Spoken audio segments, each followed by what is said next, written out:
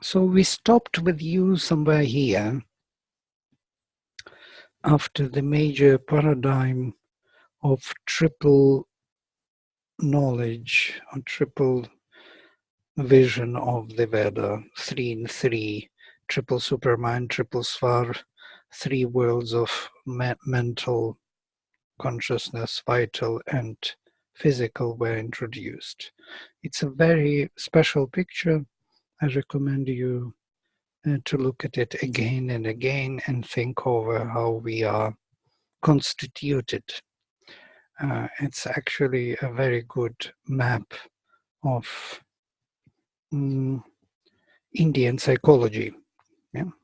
So to say, here the whole psychology is in one map. And of course, Sri Aurobindo says that this triple 3, 3 times 3 is symbolic. It should be 7 times 7, but our consciousness, our discrimination cannot really distinguish those subtle levels.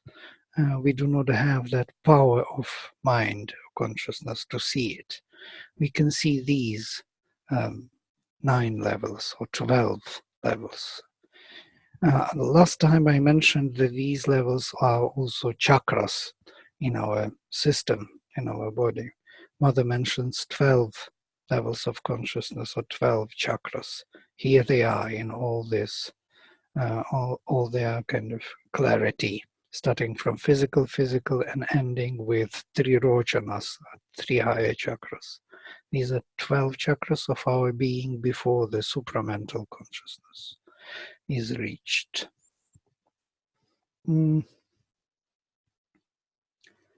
Yes. And the higher level, yes? Yeah, do the 12 chakras correlate with the 12 qualities of the psychic that we're speaking about? Or is it just incidental that it's also 12? Oh, right, it's interesting. The question is interesting. I didn't think about it yet, about that they correlate. And no, this, the 12 qualities of the psychic are coming from, well, it's a new kind of approach. Let me think. They should not correlate. These are the levels of the instrument of consciousness we have here. So to say, these are the levels of our being on which consciousness operates. But 12 qualities of the psychic is representing the 4 aspects of the mother, of the transcendental consciousness, yes? Mahashakti, Kali, Mahasaraswati, Mahalakshmi, and Mahasaraswati. And these are the Sat, Chit, Ananda, and Vijnana, that transcendental consciousness which is beyond this scheme, yeah, so to say. So the psychic represents these 4 aspects of the mother, and the 12 qualities are the emanations of psychic into our world, or how we can bridge its influence or its presence to our surface consciousness. It is through these faculties, through these qualities, dharmas. We have to be sincere in order to get a psychic influence, or we have to be receptive and courageous and so on. And these are the qualities we must have in order to bring it, to bridge it to our surface consciousness. These are the levels on which this manifestation of consciousness takes place. We are very complex being, it seems. Very complex, and that's why it's very difficult to describe it in a proper language. There is always some mixture or some kind of misunderstanding. There is always a mental speculation or mental correlation of features and characters which are not together, and they seem to be together because of our complexity. That's why there are so many descriptions, so many philosophies, so many religions, differently looking at man, and everything is fine for them. They are satisfied with their description. But these are only fragments of this greater complexity.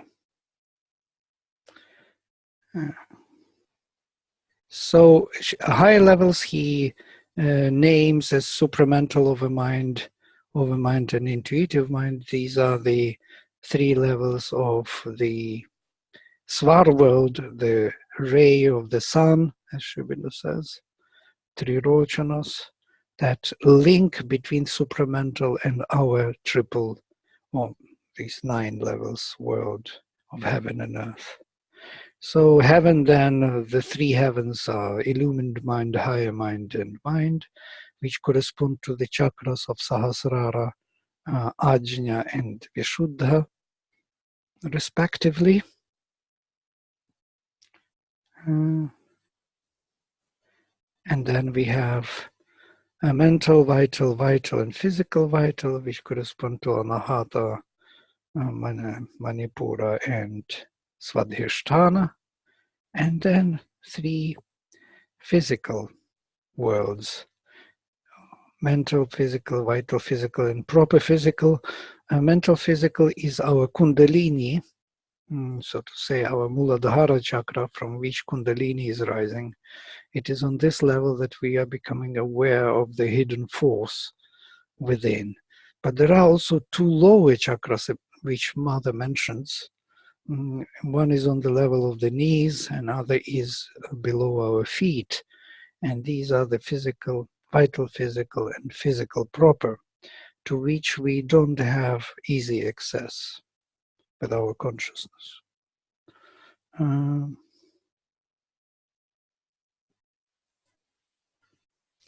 So from this scheme, we can clearly see that the body is a supramental. Vladimir? Right. The one on the knees and below the feet are not really important, right? Today I was reading from Sri Aurobindo's book on the from Letters on Yoga. He has written that the 7 main chakras are important, and then there are many other smaller energy centers, but none of it is as powerful as the rest. So how come there is an extra mention of knees and feet? Is it important for us to understand, or it's just that you mentioned it? No, what Sri Aurobindo mentions is a little bit different. He speaks about these sub-levels about which we know very little, because our scheme 3 times 3 is a major scheme, but truly speaking, he says there are 7 times 7. Now, 7 times 7 we can't really figure out. 3 times 3 we can, but 7 times 7 it requires a very thorough or very deep psychological experience and cognition, which we don't have. We don't have this consciousness. Sri Aurobindo had. That's why he mentions that there are other levels, but they are less important for us because we are not aware of them, of those subtleties. But these 9, these 7 will be important. 7 from mental, physical to mental mind. Mother mentions 12 levels. Sri Aurobindo doesn't speak about, I don't remember him speaking. We have to check in the letters on yoga. There are many letters which may speak about it, about the 2 lower chakras. We simply are not aware of them because we are mental beings, and everything which goes beyond mentality in one way or another is a little bit far from us.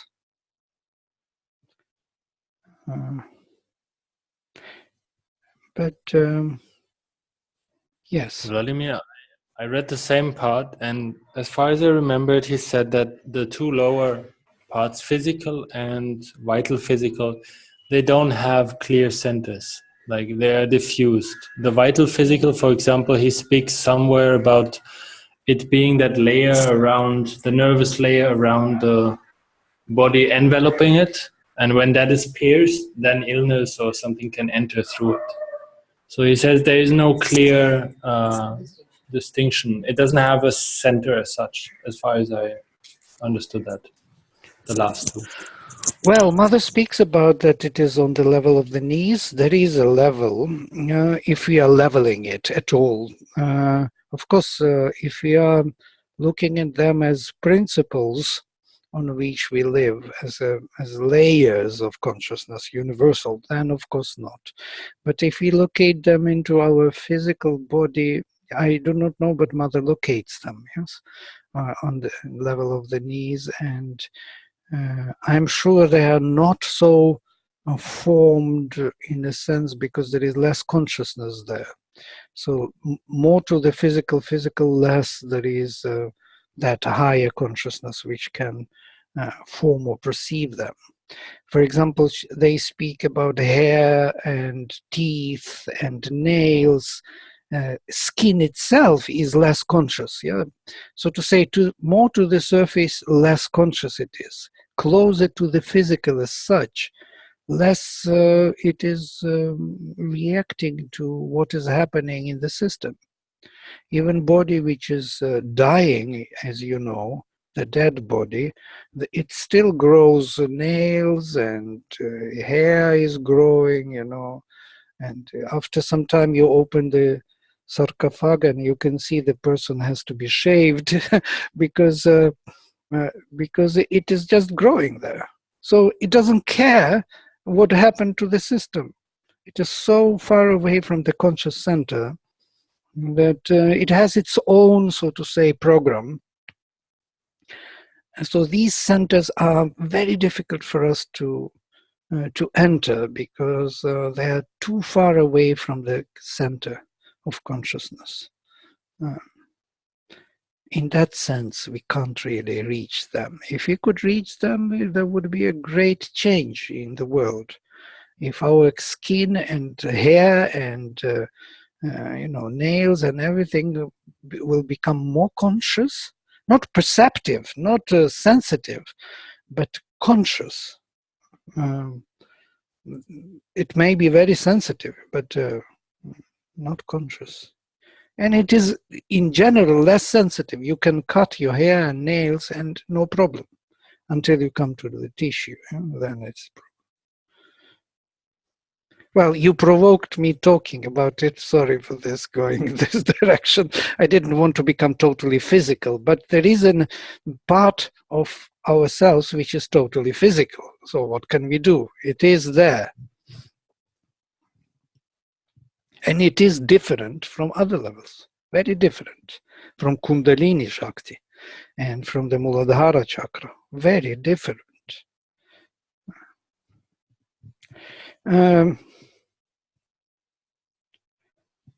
The body, that's why we can see that the whole body is seen as a supramental creation. So it's not that body exists by itself, but it is kind of linked into this system and somehow represents that supramental creation. It's not that it is separate from it, and there is a supramental world and body separate. And that is very important for us to understand, to come to Sri Aurobindo's yoga and to understand what he was trying with Mother to say, that this physical world is a spiritual world. There is no other world.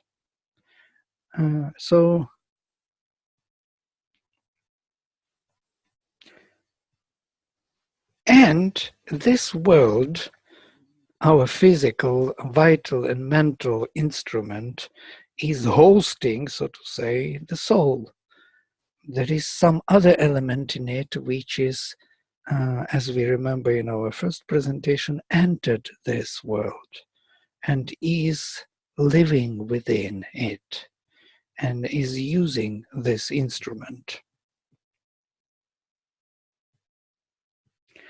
So there was a concept of the sacrifice, and this is the sacrifice, that there is somebody within who is doing something to the instrument and through this instrument makes influence on the world and changes it.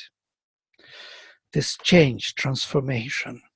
Heaven and earth, the mental and physical consciousness, are housing souls here as the eternal amshas of the divine to perform the sacrifice.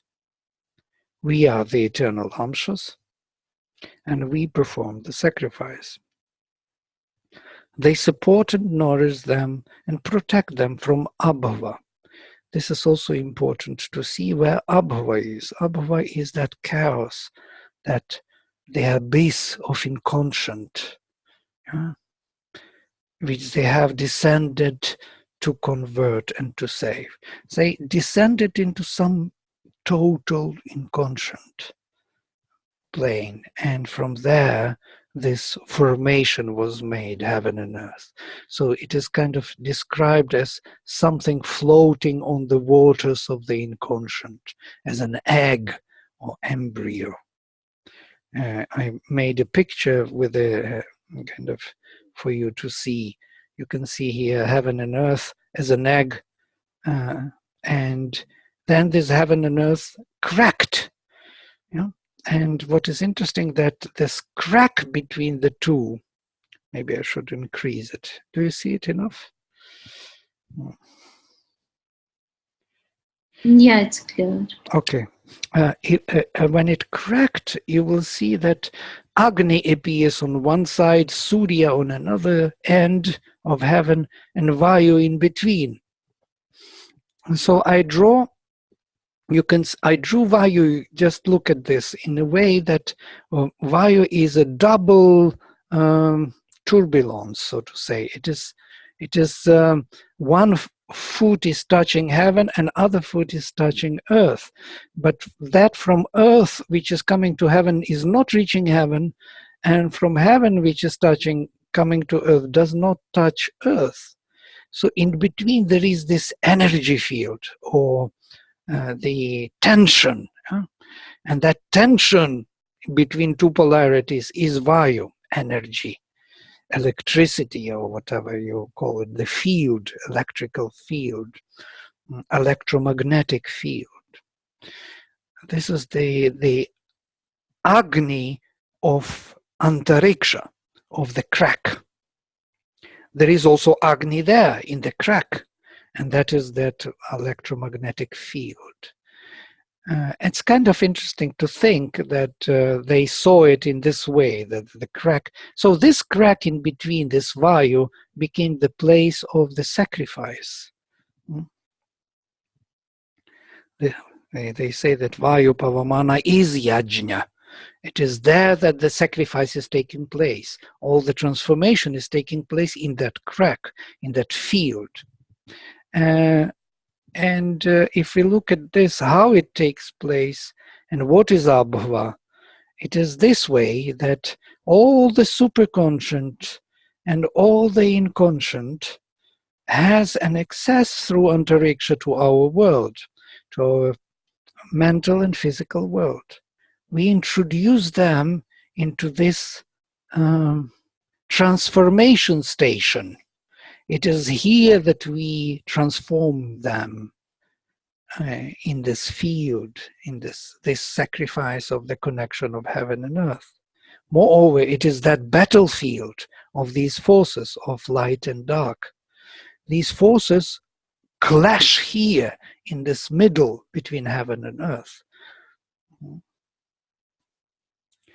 And this is something which is kind of difficult to understand. We always think that when we go below our physical, we can come to the lower levels of consciousness. No. Below the feet, physical, there is nothing. You can't go there below. You have to come to Antariksha to go below physical. And this is very clearly described in Savitri, in the book of the Travel of the Worlds. You can clearly see that in order to go into the abyss, into the darkness, to descend into the darkness, he has to rise to the vital level. And on the vital level, there will be the entry and this entry, crack, antariksha, into the beyond.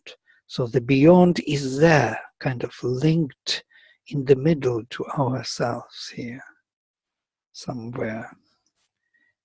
It's kind of interesting to think. I think this level is that Manipura chakra, yeah? Which kind of six-cornered star, which connects higher and lower hemisphere. And that in that crack, all the energy comes in. It's the fire chakra. Yeah? Somebody switched on. Yeah, Vladimir, can you explain again why it needs to go up to the vital as a point of entry? Right. Even in the Rig Veda, it is very puzzling. In order to come to the subconscious cave, which is below, one has to rise, and the subconscious cave is on the hill. Yeah? You have to go up in order to rise, to descend into it. Even that is confusing. Many people don't understand. Well, nobody understands. Only Sri Aurobindo explained this to us, finally, that we could understand why there is rising necessary. He's not kind of insisting on this point because this is an occult and secret knowledge, so to say. One should not speak about it everywhere like common knowledge. It's a secret entry to the beyond, And Mother speaks also about this entry in the heart, this heart center. You have to go in Manipura chakra, I mean. You have to go in, and then you will come, and there will be very narrow passage, very dangerous passage with many attacks. And there will be a passage where you don't have any force over these attacks. Only, she says, the name of the divine can save you there, so to say, to cross that passage and to go to the beyond. So here there are many dangers in this passage to the beyond. And from here you can go beyond heaven, that means to the transcendental, and you can go also below to the super inconscient ocean, to those subconscious caves and subconscious worlds, and to the very inconscient. It is so. It was made so. I do not know why you're asking me this question, why it is so. I can't tell you why. But most probably, I think that this heaven and earth is protecting us, as Rishi says in the Veda. Agastya Rishi says, heaven and earth protect us from the abyss, from abhava, from the inconscient. This is the protection they give. We can be in the physical as in our fortress. And you see all the nightmares we have, they are in the vital world. And when we have these nightmares, we rush into physical, into our fortress. We wake up and then we are protected. Why? Because it gives us protection from those forces of abyss. Somebody switched on. Antariksha is the vital, or what is Yes. Antariksha? Antariksha is the crack between heaven and earth, which is the vital world, yes. Right.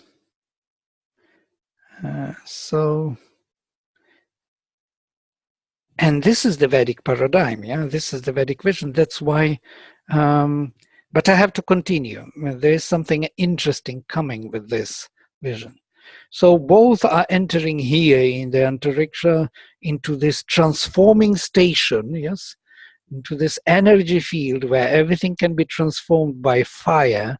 This is the fire on three levels, on level of physical, vital, and mental level, or fire of Garhapatya, Dakshina, and Ahavaniya of the Agnihotra sacrifice, Vedic sacrifice, three fires, into which we have to make oblations. reading texts from Rig Veda, Yajur Veda, and Sama Veda. That's why there are 3 Vedas, because there are 3 fires. There are 3 levels of the sacrifice. So, yes, one more thing I wanted to say. This is the Vedic knowledge which Sri Aurobindo, which we know about Sri Aurobindo, from Sri Aurobindo, that these 3 levels, there is beyond them, beyond this scheme which I was giving you here, superconscient and inconscient, from all the 3 directions, there is the divine influence. And this is the secret of the Veda, that below the darkness, within this inconscient ocean, below it, there is light, there is the sun, hidden sun.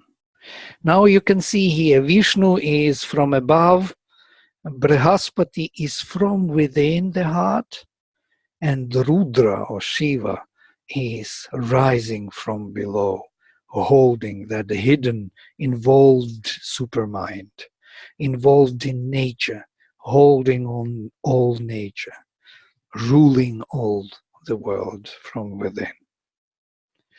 And these 3, Vishnu, Rudra, and Brahman, or Brihaspati, Brahmanaspati, and they are the 3 deities later in Puranas, as you know, yes? Brahma, Vishnu, and Shiva. But in Puranas, they changed that major, so to say, character. Here, this character is profound.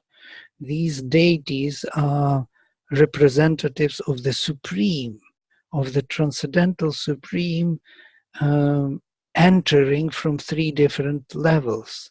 So Rudra, that's why Agni is the Rudra's son, because it is Agni which is flaming from the physical world, hidden in the matter, and it is him, it is the divine force hidden, heat hidden in matter, which represents Rudra's force hidden in the subconscious, inconscient, or below inconscient.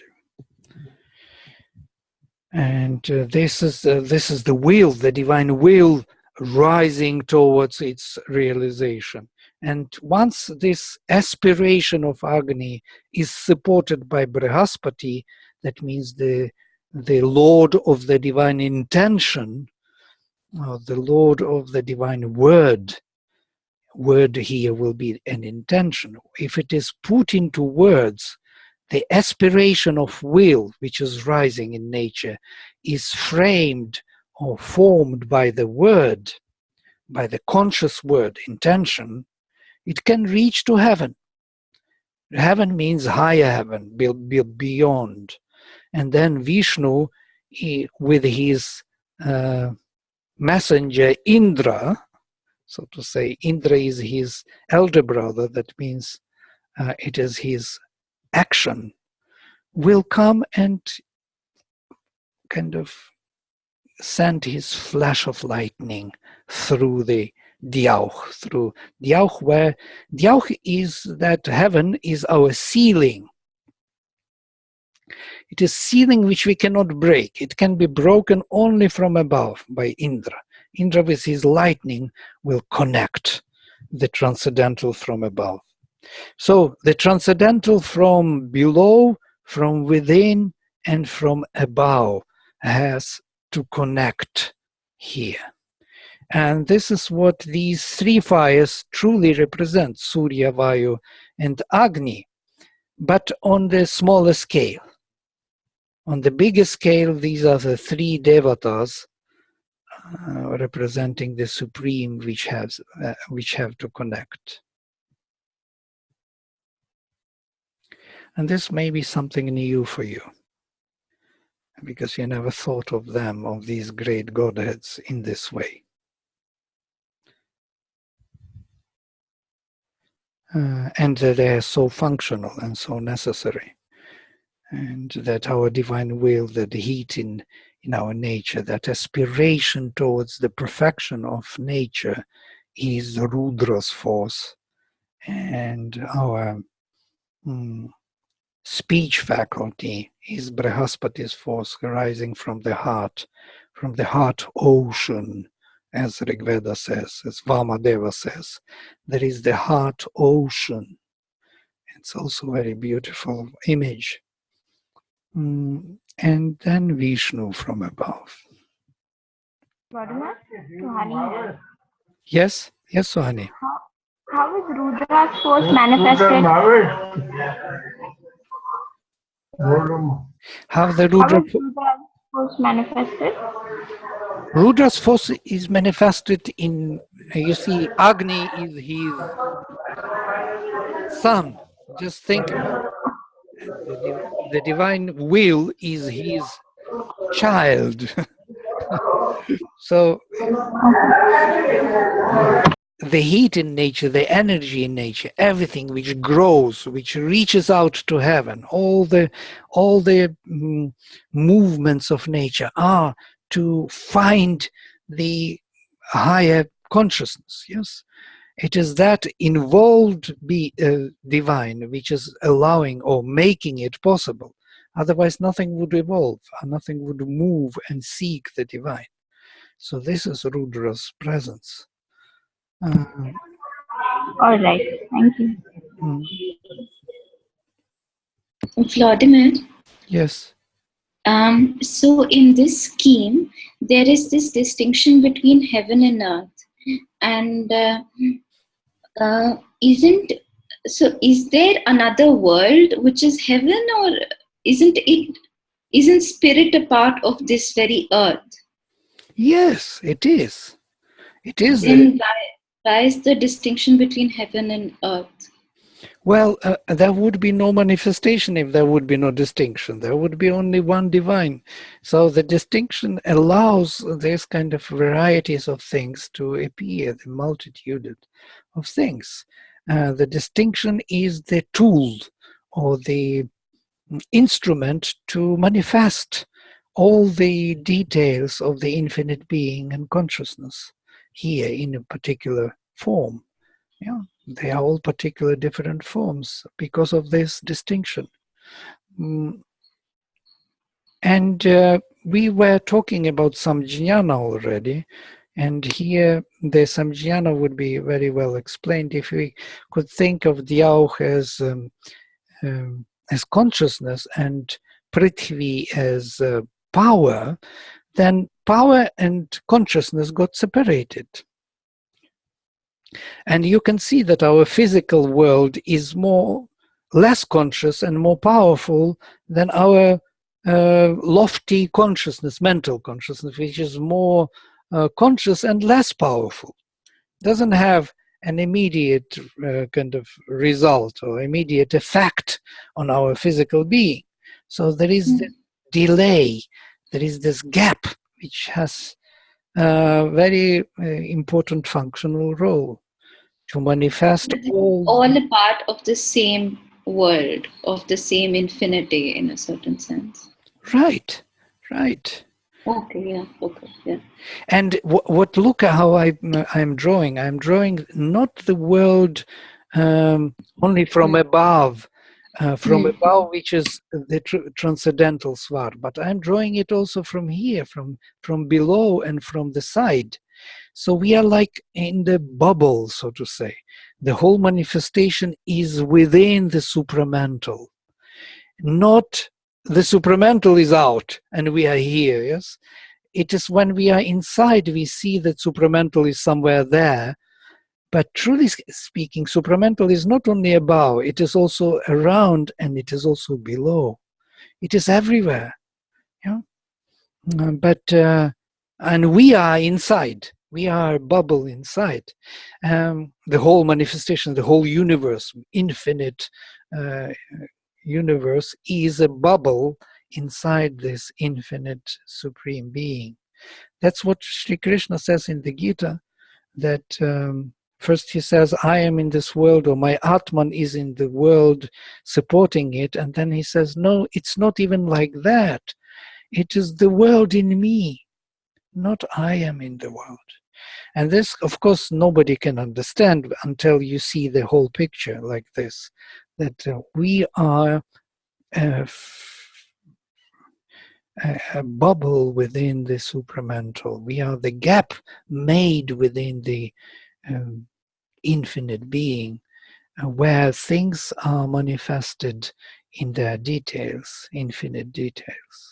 So that's the crack which is explaining that all the forces of the infinity, which are of light and darkness, come in and interacting or fighting, create this world or manifest the infinity of the being.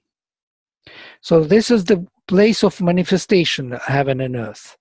It is in this place, in this bubble, everything will be manifested from that infinite being beyond.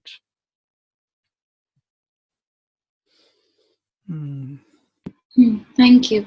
Yes, we are talking about Vedic vision now. Yes, you see, we shifted away from Sankhya, from faculties of consciousness of Upanishads. I wanted to show you different paradigms, that you would see that there is more to think, and there are many different ways to approach this spiritual knowledge. And the final picture, I may show you this one, which may explain to you more, maybe. I don't want to confuse you, because these are all, I'm trying to make holographic picture in 2 dimensions, which is nearly impossible, but even then, I try. You see, heaven and earth, this triple world will be determined by triple svar, which is next layer. It is like a bigger heaven and earth, if you like. I could make the bigger one. And then there is a Vijnana supramental world, even bigger heaven and earth there, also with Antariksha. And then there is a bigger transcendental bubble, so to say. So there are kind of emanations, or layer after layer, and they are round. They are not only up and then down as we see it, because we are inside the bubble and we think in terms of vertical hierarchy, but it is a holographic hierarchy. It's something else.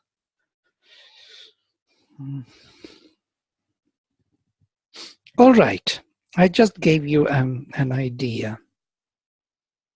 And I wanted to read to you something from Sri Aurobindo, which would help.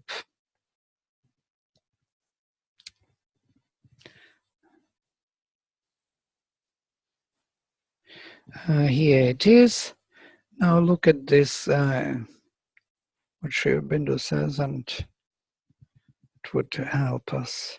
So heaven, it's not Sri Aurobindo, it's me, heaven and earth and our father and mother, mental and physical consciousness.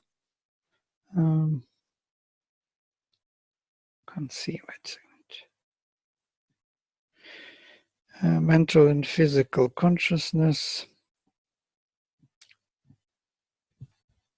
were projected from the supermind into the darkness of inconscient as the golden embryo. It's also known as a golden embryo sometimes, golden egg, Hiranyagarbha. Then they got separated, split into 2 halves, and the upper one became heaven, the lower earth, and space in between became Antariksha, introducing thus both the superconscient powers and beings from above, and the subconscient powers and beings from below, from the abyss of Abhva, to meet and to fight in this space. It is a window to the infinite light and infinite darkness. It is that, we have it in terms of, in our physical body, we have it as navel, which is coming from our, did you notice that navel also is an opening or the door to other being? We are connected in the womb through the navel. And we have also subtle navel, which connects us with our origin. And if we cut that navel, we die, we leave the body. So there is this vital navel also. The occultists, they know about it. Actually, Mother had a beautiful experience about this navel in the subtle world. But here it is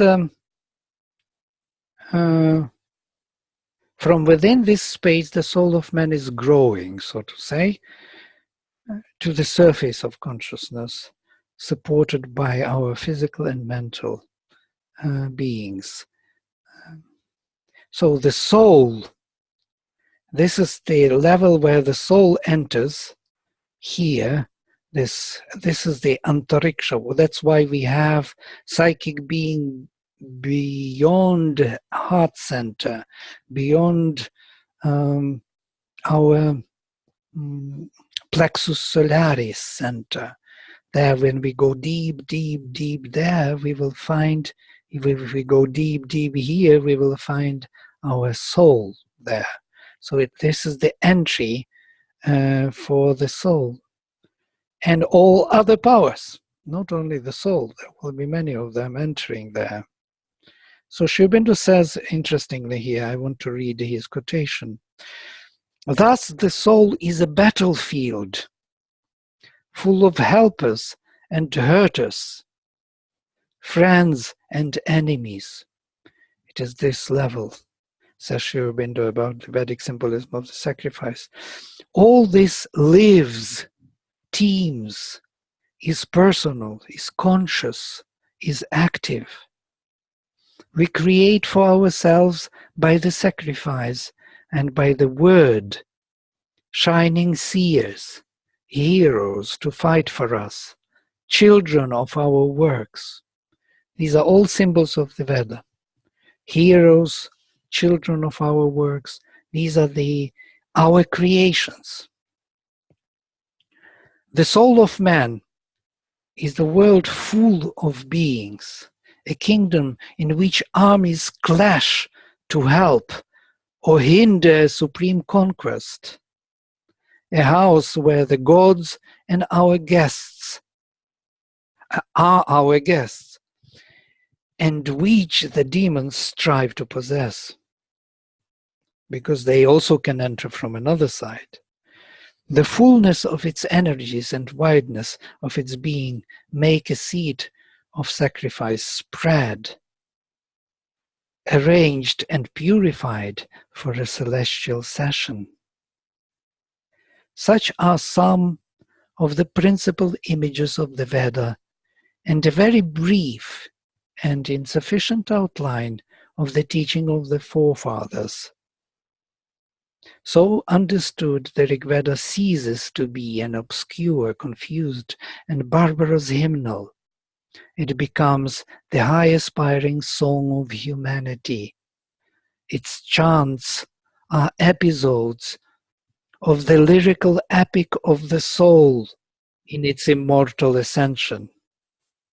This, at least, what more there may be in the Veda of ancient science, lost knowledge, old psychophysical tradition, remains yet to be discovered.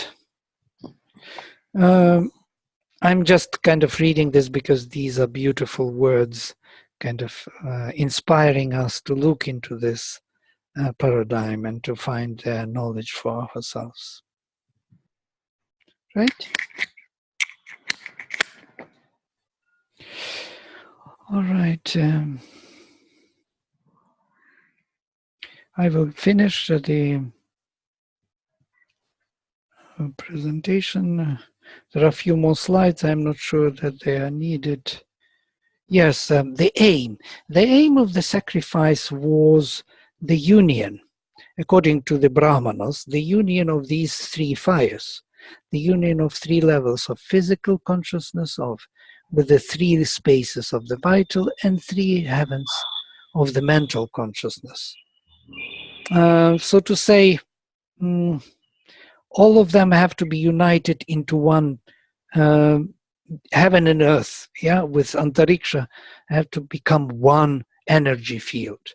Once they're becoming that, this is what is known in the Veda as Navagva Rishis, Rishis of 9 rays, where they united all 9 levels of consciousness into one. And this union of 9 makes them capable to go beyond.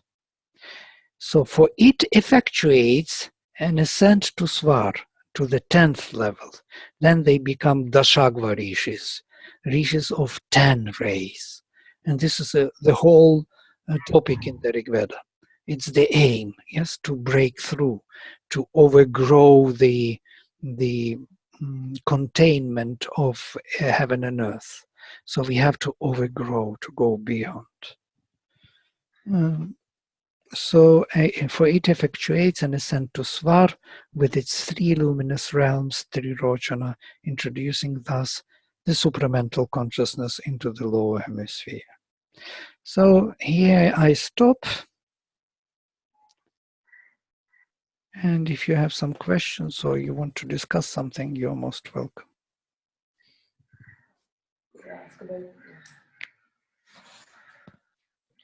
Vladimir? Yes. What is, how does Vishnu affect, like from the top? Like we spoke about Rudra and Brihaspati. Yes. Well, later we see them differently in Puranas, but in the Veda, they are exactly these. So Vishnu and Indra is on one side, Rudra and Agni is on the other hand, and Brihaspati is from the heart. Yeah? And Brihaspati from the heart remains even in the Puranas. And and there are not many hymns to Vishnu, Rudra, and Brihaspati in the Rig Veda, by the way. Sri Aurobindo also speaks about it. He says that we should not be mistaken that there are not many hymns, that's why they are not important. They are most important, but it is very rare that we are dealing with them directly. Very rare. That we will come to them in direct contact. They will have their own actions, activities. And these actions will be Agni. So Rudra is acting by Agni, and Agni is the most important deity in the Rig Veda. The most. It starts with him and ends with him. And Indra is another most important. These two are, and Brihaspati, of course, from within. I am not touching and I'm not explaining all the deities. It would be interesting to locate them into this map, what they are doing and why they are there. This work is to be done with a kind of, but not in this introductory course. There are many subtleties there and beautiful visions. And Rig Veda is very complex, by the way. Even Sri Aurobindo says that he touched only the most obvious level of the Veda, the most obvious knowledge. But it is much more complex and profound and detailed of this universal psychology. So we have Indra and Agni acting as representatives of these two movements of Vishnu and Rudra. And they are everywhere and all the time mentioned and all the time invoked, because the lightning from above, which is coming with Indra and destroying all the demons here, these demons which entered through Antariksha, is Vishnu's power. And Indra is always invoking Vishnu, his vastness, to support his strength of lightning. So the vastness of Vishnu, of a mental consciousness, will be holding the power of that light which will break through. The same with Agni. Agni will be a power which is of the sacrifice here, which will bring all the gods, all these higher powers of consciousness into manifestation, into matter, into nature, and will change nature and transform it into the divine prototype. So one is acting from within, other is acting from above, from beyond, yeah? From elsewhere, coming from the world uninvolved, other is involved. And the third one is from within, the intention from within. And rishis were very much kind of focused on Brihaspati's power, on the power of the word, which is coming from the heart, rising from the heart. Because this power of intention is determining the aspiration, the heat in nature. It is changing the quality of this aspiration. This aspiration does not have a purpose other than to become the divine. But the word creates a purpose for it, or direction, or immediate intention, you know, that it can work and manifest in those particular needs of that time and space. So the word is making out of this heat within ourselves, or this aspiration, a vehicle, a mantra, a power, which can bring a higher consciousness. And then Vishnu answers with Indra's lightning, and we have a connection. And once these three are connected, then the new situation is totally new, and then the real transformation takes place. And the world changes. Every time they connect, there is a change in the world. So this was the vision of the Veda. And all other deities and godheads are here to do this, to help this connection, all of them. I have many schemes for different deities, for Maruts, for Ashwins, and so on.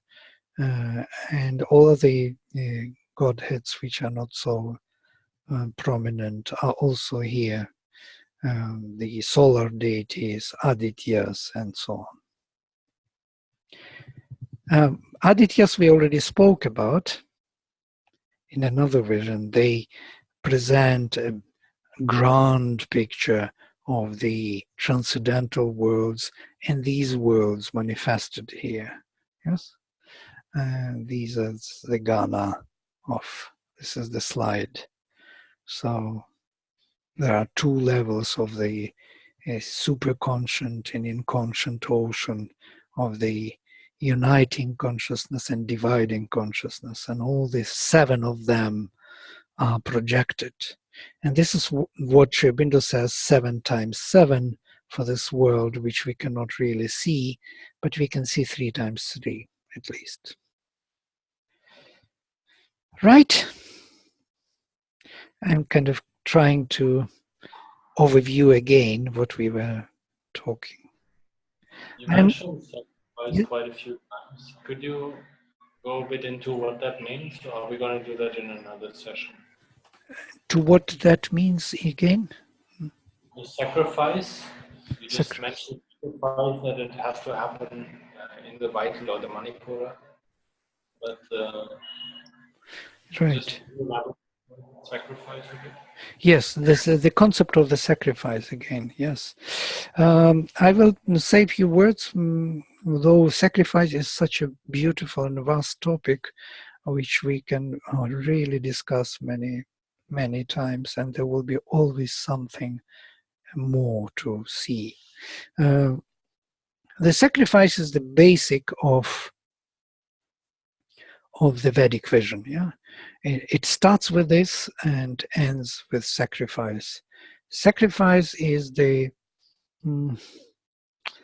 the way of transformation, as it is described. Agni calls to the godheads from above and from within himself, because there are many godheads. They are all coming through him to the surface. Otherwise they would not be able to come to the surface if he would not be there as a portal for them to come. It is through Agni that they all come. It is in Agni that they all partake of this transformation. So it is he calls to them, to those transcendental powers, being here, manifested in this world as a portal. He calls to those far beyond deities to come, and they come through him to this surface, thus introducing them and their transcendental presence here in the earthly consciousness of man. And in his depth, he has an access to all the Godheads. Basically, he is all of them, for he himself represents all of them here in the fallen self. There are hymns which are directly speaking that all these Godheads, Vishnu, Rudra, Indra, all of them, Surya, all the Adityas, one by one, are Agni here. And there is no other way for them to reach to the surface, only through him. That's why he's so important. It is the involved Godhead. And not only involved, but reaching to the surface and transforming the nature.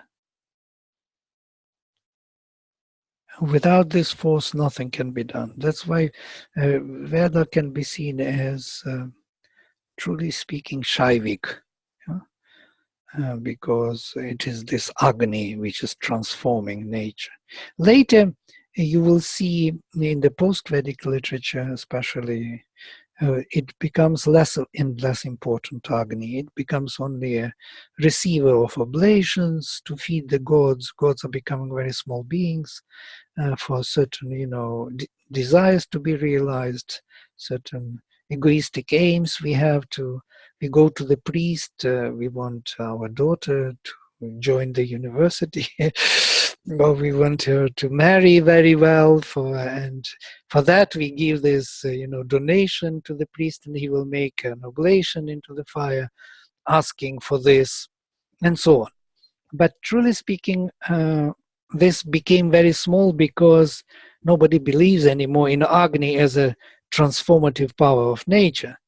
Agni is only a messenger to some, beyond forces of our desires to be realized. Nothing else. It became so small, so tiny, very, as our life is small today. But in the Vedic vision, it was the transformative power of all nature. And the great Godheads have to come and partake of our offering to them. We offer to them ourselves, our beings, our physical, vital, mental beings, for transformation. And once they come and settle within ourselves, they widen the scope of our consciousness. We see the world differently. We become different beings. And that was the process of the sacrifice. Well, there's much more to be said about this, of course. In different ways we can talk about sacrifice all the time. It's the most wonderful topic to talk. Yajna.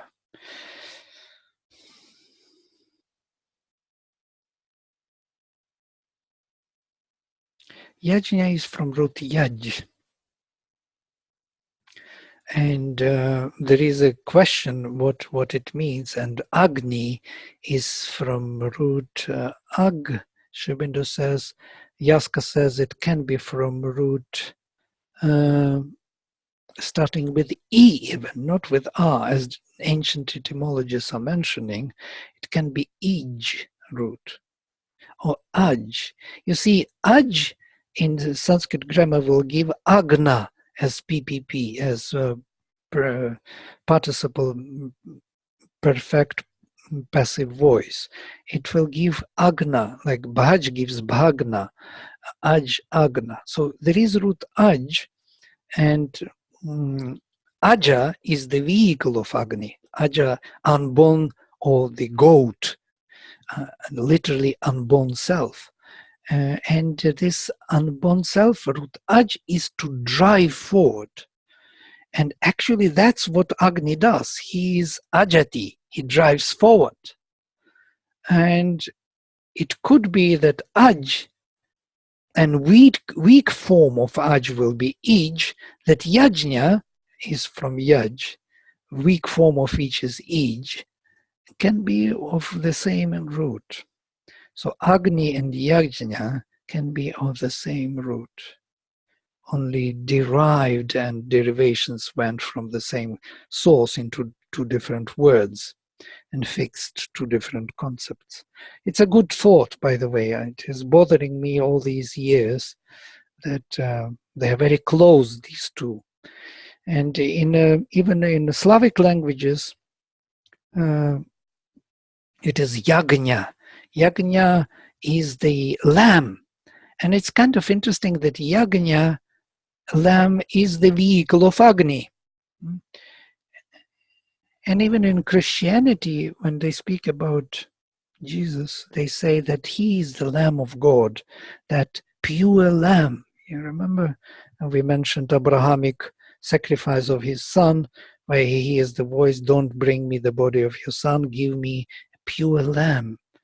And this was the change towards this inner psychic being or inner soul involved. And that's what Agni represents. That's what I want to link to Agni.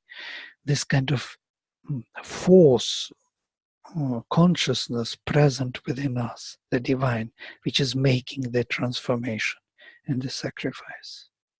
So we have to give everything which is here darkened and has less consciousness to this center for transformation, for making it light and full of the divine presence.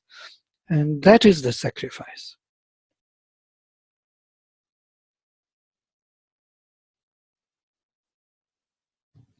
Right. Okay. So if there are no more questions, maybe we will close today. And next time I will take the whole vision of the literature. I'm sure you had it from Sampat, but I have my own, so to say, scheme, which may help you once again to look into it and to understand what are the parts of this Shruti and literature and what kind of texts we have and why they are there and what functions they have. Okay, so yes, somebody switched on. Could you share the PPT also? Yes? Please, Yeah. please go ahead. Thank you. Yeah, could you share the PPT also, the presentation also, so that we could go through the side notes as well? Sure. Right. Yeah, there are many notes here below. I will send you the presentation. I think I did already send. If you didn't look into it, you can look into it, and there will be many interesting notes here with quotations. So below the the pictures, and they are hidden. I think you sent a PDF. You sent a PDF with Vedic symbolism, but not the PPT. So if you could send. All right, okay. But that on Vedic symbolism is the article which is kind of comprising all this information. But there is more in the PPP, of course, right? Have you looked into that article, by the way, which I sent from the Foundations of? Did you have time or interest? Somebody read? No, nobody, most probably. All that kind of stuff, heavy stuff to read. Right. Anyhow, no hurry. You can look once in a while, and if something is catching your attention, you just go with it and see what happens. Anyhow, it's already too much, I can imagine, but it is interesting to know that such things exist, no? Oh, not interesting at all. Very boring. All right. I will end with mantra then. Om Sarve Bhavantu Sukhinah Sarve Santu Niramayah Sarve Bhadrani Pashyantu Ma Kaschit Dukkha Bhag Bhavet. Om Shanti Shanti Shanti.